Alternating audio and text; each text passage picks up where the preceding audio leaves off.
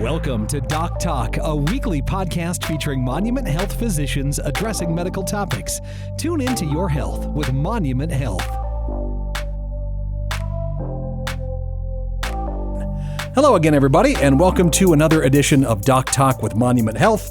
My name is Mark Houston, and joining me again for this podcast is Dr. Hunter Moyer, a plastic surgeon from Monument Health. Last time we talked, Doctor, it was all about facelifts, and that's pretty fascinating. Everybody's heard about them for forever. Yep. And, but you did such an excellent job of explaining it and walking us through it that I think people learned an awful lot from that podcast. But I think the big one that most people associate with a facelift is what you would call rhinoplasty. Mm-hmm. Most of the rest of us would refer to as a nose job. That's right. Correct? That's correct. And I'm assuming you have done countless of these. Absolutely. Now, is it true that this probably in the world of facelifts, that this is probably one of the most challenging things you can do as a reconstructive or cosmetic surgeon? It is. And so we have to break that down. The nose is amazing how many pieces go into it. It really doesn't look that complicated. No. I mean, you can got a couple of holes in it. And the thing about, so we talked about facelifts, and 99.99% of the time that's cosmetic. Mm-hmm. We're there for a result. Rhinoplasty, you're always balancing functional, because you still have to breathe, sure, right? Still have to talk. You don't want to sound nasal, with cosmetic or aesthetic. So it's a balance now, because things you do to the nose, if patients, and we're all going to harken back to Michael Jackson, but that was going to be one of the questions. Sure. Yeah. But patients want certain things. Mm-hmm. We all do. We want, the biggest one you always hear about is that what's called that dorsal hump, that kind of. Oh, that's what that's referred to. Okay. That dorsal hump where you've got that big area there. That's kind of the most common cosmetic rhinoplasty complaint, but then what goes along with that is a narrower tip, a little bit more defined areas. And we can do all those things, but you're always balancing airflow. You're always balancing the function of the nose. And so we see those two external holes. We call that the external nasal valve, right? We all see that all the time. Right. Inside our nose, deeper in, is called the internal nasal valve, and that's where 95% of breathing obstruction is. And so, those breathe right strips that athletes wear? Yeah. They kind of stick those to the upper part of the nose. It has a spring in it, and it kind of pulls the upper part of your nose out, and that actually increases airflow through the internal nasal valve. That's the key. So what you can't have is, I want a small nose, I want to tighten this, tighten that. We can do that within limits, because we have to make sure that airflow through that internal nasal valve is appropriate.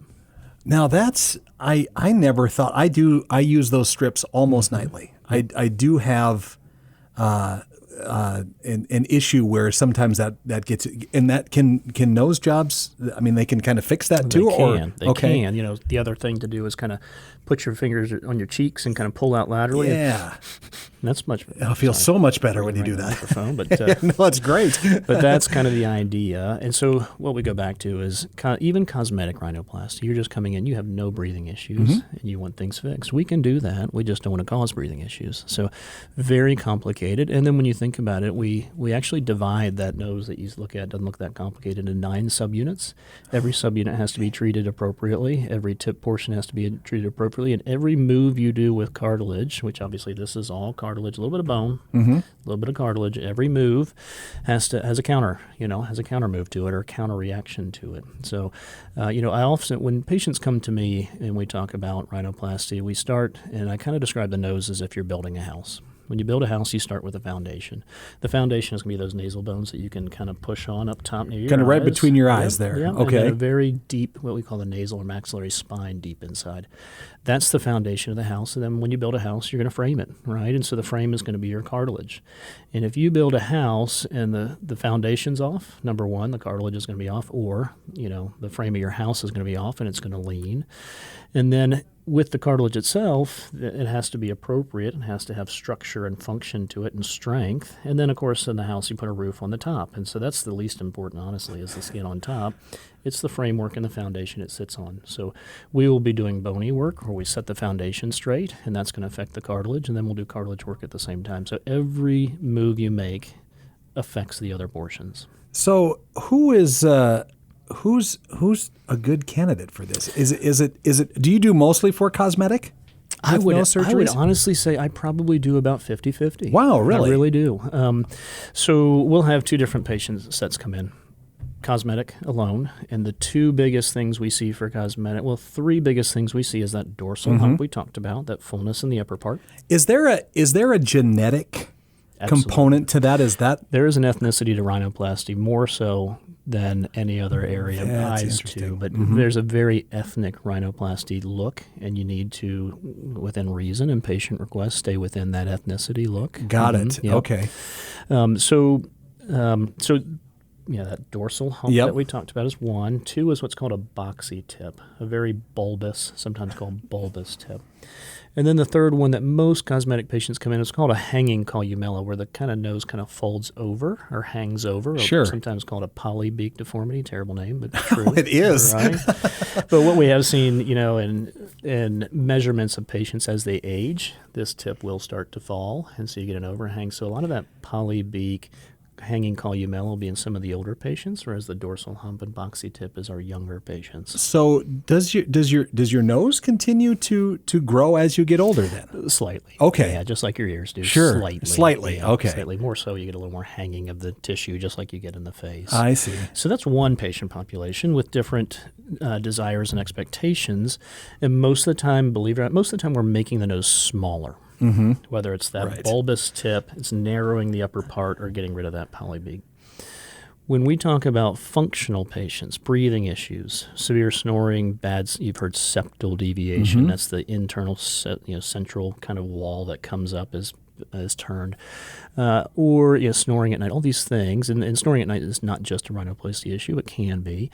Most of the time, we're making those noses a little bit bigger. That was going to be... Not externally. Right. We're trying to mask it externally, but certainly internally we're opening up structures for airflow. We're removing part of the septum. We're removing part of what we call turbinates, which filter things. We're adding little cartilage strips to open up that internal nasal valve as if you were wearing a permanent breathe right strip. We're supporting these lower lateral cartilages, the ones that you can see where the external nasal valve, nasal seal, the polar, let's just be honest. So a lot of times we're strengthening and enlarging the airway, whereas cosmetic we're generally restricting, not the airway, but restricting or decreasing the size of the nose. So has anybody ever come in and wanted a bigger outside part of the nose for any reason? That is not common. From a cosmetic standpoint, I don't think I've seen that in 12 years now. Oh, wow. Okay. I'm really intrigued, though, by the permanent nasal breathe right strip at this point, though. So then they're coming in, and what do they do to prep for a surgery like this with you? I mean, what's, similar to the things we talked about with facelift, we don't want blood thinners, right? We really don't. We're going to bruise. We know that. We just don't want extensive bleeding. Other than that, there's not a whole lot to prep for rhinoplasty. One of the biggest preps is just, especially for cosmetic rhinoplasty, is me prepping that patient for what to expect, what their nose will and should look like within their expectations, and making sure that these photos, and we do some simulation with a software program to say this is what to expect. We don't do, sometimes in plastic surgery, there's this myth out there that if I want this celebrity's nose, I'm going to get that.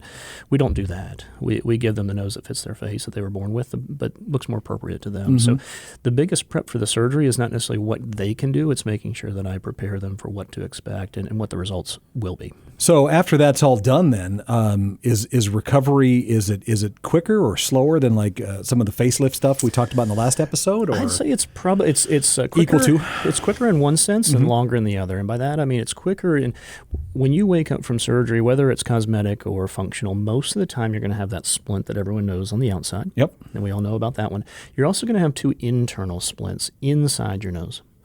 The internal and external splints. So the internal splints will come out at a week. We'll take those out after you come back.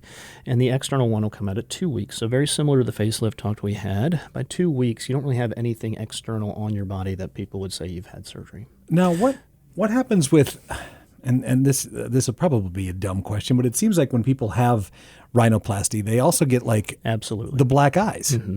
So what we do most of the time in rhinoplasty, I am fracturing those nasal bones. So we're doing some form of nasal bone, and again, it depends on functional or cosmetic, but a lot of time we're doing nasal bone fracturing, and that will always give you those raccoon eyes. Okay. So that's very common. And like we talked about with facelift, by 2 weeks, that's a yellowish color that's well hidden. So yeah, by 2 weeks, you don't have any splints. The only suture line in a rhinoplasty is right through what we call the columella, that little central part, again, between the holes. Let's just Right. say that. It has Between to be, the external makes nasal sense. valves. So that's really the only, when I do it, and I do mostly open rhinoplasty, there's 4 sutures right there. They're out at 2 weeks, and that scar is never seen. The rest of the scars are inside the nose. Okay. The difference with rhinoplasty that we see is that the recovery is actually, again, I'm amazed. Minimal pain meds needed, minimal headaches. Really, they recover very well. 2 weeks, don't see anything really. But the nose stays swollen for much longer than other areas of the body. It's kind of an end organ, so the blood flow kind of ends there and then goes out. It doesn't flow through. That makes sense? Yeah, totally. It's kind of like flowing right through your arm, but when it gets to your finger, it's kind of going in a loop.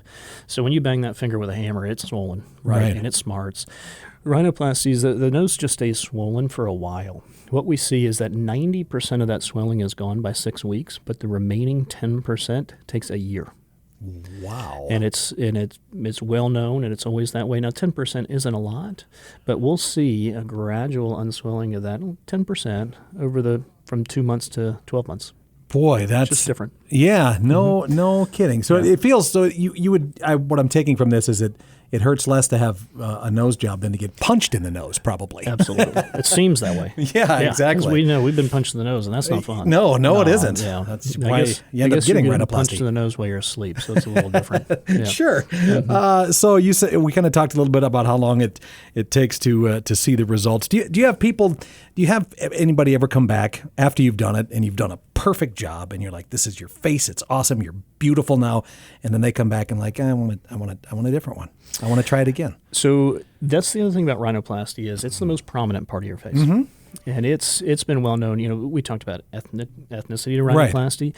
The nose is highly regarded in a lot of cultures, right? And it's like I said, the most prominent and really defines kind of your face. So it is one of those surgeries that all plastic surgeons talk about is preparation and preparing the patient of what they might look like, especially with the new software that we have, so that hopefully doesn't happen. Right. I will tell you that I'm very honest with our patients and with myself and our results. The best rhinoplasty I've ever done, the patient wasn't happy. Oh, you're kidding. And he was just, and we tried to set expectations, but and that's not very common, but sure. It's been known and it's talked about, and so it's just one of those things where, it's hard to know what to do because that's the best rhinoplasty literally I think I've ever done. Well, it was absolutely where I wanted it, but the key is what does he want sure. or what does she want? And so that's probably the biggest part of rhinoplasty. Obviously, the surgery itself is huge, but that preoperative planning and making sure that we're all on the same page is key. I'm sure Picasso created some great works and thought, this is the best thing I've ever done. And the guy that bought it was like, nah, it was all right. Yeah. Yeah, but with the right preoperative planning, we see a patient satisfaction rate with rhinoplasty that's through the roof. It really is. More men or women for rhinoplasty? More women. Okay. But when you think about facelift and rhinoplasty, probably about 10% of our facelifts are men. When you think about rhinoplasty, it's probably 25 to 30. Okay. So still more women with rhinoplasty, but as a percentage of general cosmetic procedures, more men proportional. That makes sense. Okay. Yeah, absolutely it does.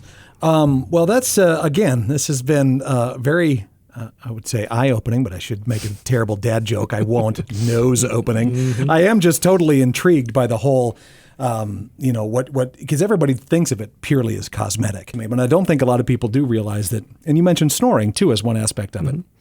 That, people be like, well, it has to be something in my throat or somewhere else. And it generally is. Sure. But there are certainly times where it comes down to a large majority of it being internal nasal valve terminates and the like. So you would recommend if people have issues like that to definitely talk with you or see if maybe, go through their regular Studies doctor. done. Absolutely. And just see if that might be a solution because it definitely could be.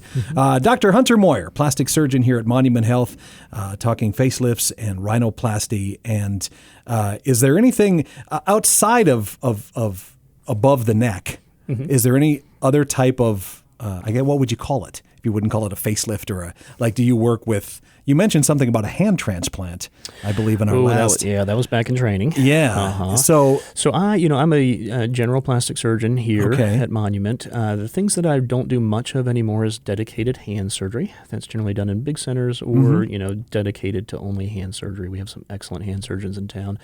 And there's less pediatric plastic surgery that I do because that's generally done at the big centers in Atlanta and Denver. Other than that, we do everything here. So, we'll do breast and body.